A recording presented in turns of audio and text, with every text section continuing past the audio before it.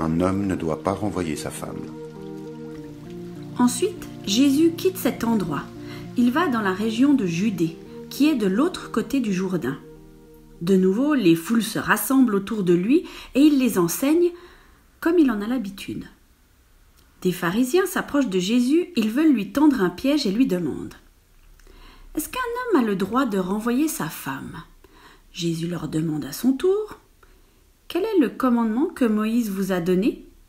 Ils lui répondent « Moïse a permis à l'homme d'écrire une lettre de divorce pour renvoyer sa femme. » Jésus leur dit « Moïse a écrit ce commandement pour vous parce que votre cœur est fermé.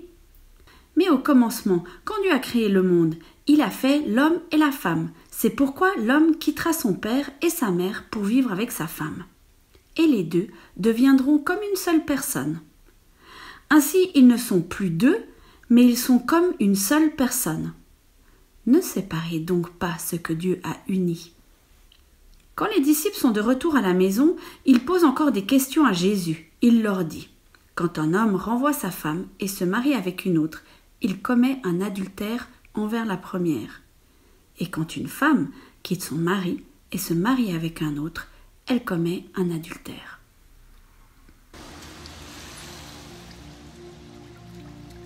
Jésus bénit des enfants.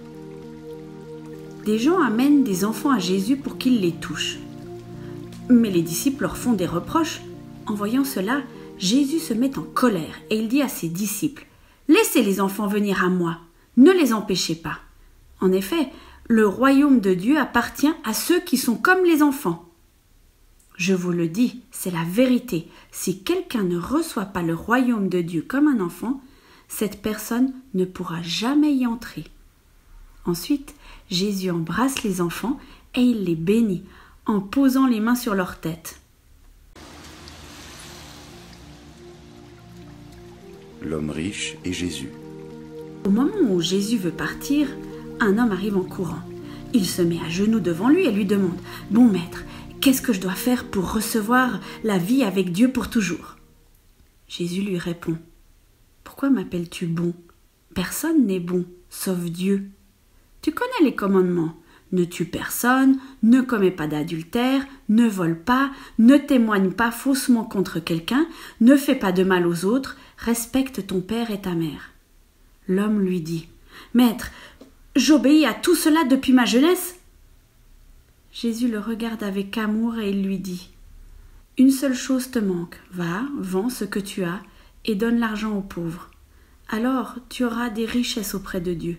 Ensuite, viens et suis-moi. » Mais quand cet homme entend cela, il prend un air sombre et il s'en va tout triste parce qu'il possède beaucoup de choses.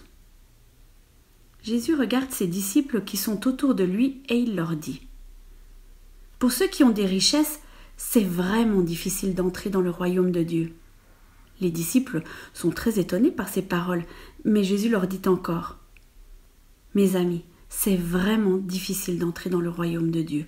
Est-ce qu'un chameau peut passer facilement par le trou d'une aiguille ?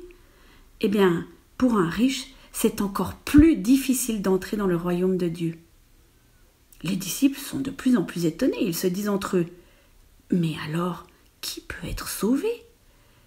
Jésus les regarde et leur dit « Pour les hommes, c'est impossible, mais non pour Dieu. En effet, pour Dieu, tout est possible. » Alors Pierre lui dit « Écoute, nous avons tout quitté pour te suivre. » Jésus lui répond « Je vous le dis, c'est la vérité. Si quelqu'un quitte maison, frères, sœurs, mère, père, enfants et champs à cause de moi et de la bonne nouvelle, cette personne recevra 100 fois plus dès maintenant dans ce monde. Elle recevra des maisons, des frères, des sœurs, des mères, des enfants et des champs. En même temps, elle souffrira à cause de moi. Et dans le monde qui vient, elle recevra la vie avec Dieu pour toujours. Parmi ceux qui sont les premiers maintenant, beaucoup seront les derniers. Et parmi ceux qui sont les derniers maintenant, beaucoup seront les premiers.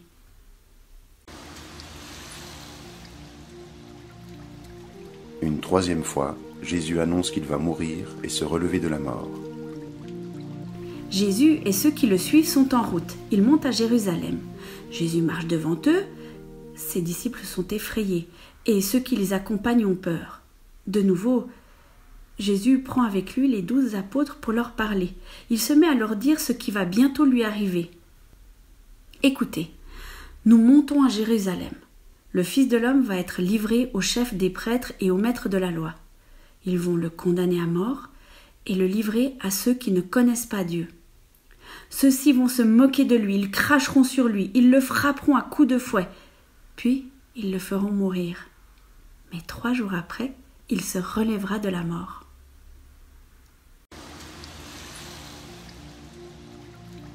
La demande de Jacques et de Jean. Ensuite, Jacques et Jean, les 2 fils de Zébédée, viennent auprès de Jésus et lui disent « Maître, nous allons te demander quelque chose et nous souhaitons que tu acceptes. » Jésus leur dit « Qu'est-ce que vous voulez que je fasse pour vous ?»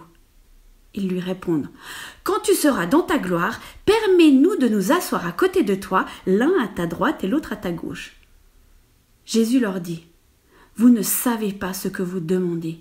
Est-ce que vous pouvez boire la coupe de souffrance que je vais boire ? Est-ce que vous pouvez être plongé dans la souffrance comme je vais l'être ?» Ils lui répondent « Nous le pouvons. » Jésus leur dit « Oui, vous boirez la coupe que je vais boire, et vous serez plongés dans la souffrance comme moi. Mais je ne peux pas décider qui sera assis à ma droite ou à ma gauche. C'est Dieu qui a préparé ces places pour certains, c'est à eux qu'il les donnera. » Les 10 autres disciples entendent cela et ils se mettent en colère contre Jacques et Jean. Alors Jésus les appelle auprès de lui et il leur dit « Vous le savez, ceux qu'on regarde comme les chefs des peuples les commandent comme des maîtres, et les gens importants font peser leur pouvoir sur les autres. Mais entre vous, cela ne se passe pas ainsi, au contraire. Si l'un de vous veut être important, il doit être votre serviteur. Et si l'un de vous veut être le premier, il doit être l'esclave de tous. En effet, le Fils de l'homme n'est pas venu pour être servi. Il est venu pour servir et donner sa vie pour libérer un grand nombre de gens. » Jésus guérit l'aveugle Bartimée. Jésus et ses disciples arrivent à Jéricho, puis ils sortent de la ville avec une grande foule. Un aveugle appelé Bartimée, fils de Timée, est assis au bord du chemin. C'est un mendiant. Quand il apprend que Jésus de Nazareth arrive, il se met à crier « Jésus, fils de David, aie pitié de moi !» Beaucoup de gens lui font des reproches et lui disent « Oh, tais-toi !» Mais l'aveugle crie encore plus fort « Fils de David, aie pitié de moi !» Jésus s'arrête et dit « Appelez-le. » Les gens appellent l'aveugle en lui disant « Courage, lève-toi, il t'appelle. » L'aveugle jette son manteau, il se lève d'un bond et il va vers Jésus. Jésus lui demande « Qu'est-ce que tu veux ? Qu'est-ce que je peux faire pour toi ?» L'aveugle lui dit « Maître, fais que je voie comme avant. » Jésus lui dit « Va, ta foi t'a sauvé. » Aussitôt l'aveugle voit comme avant et il se met à suivre Jésus sur le chemin.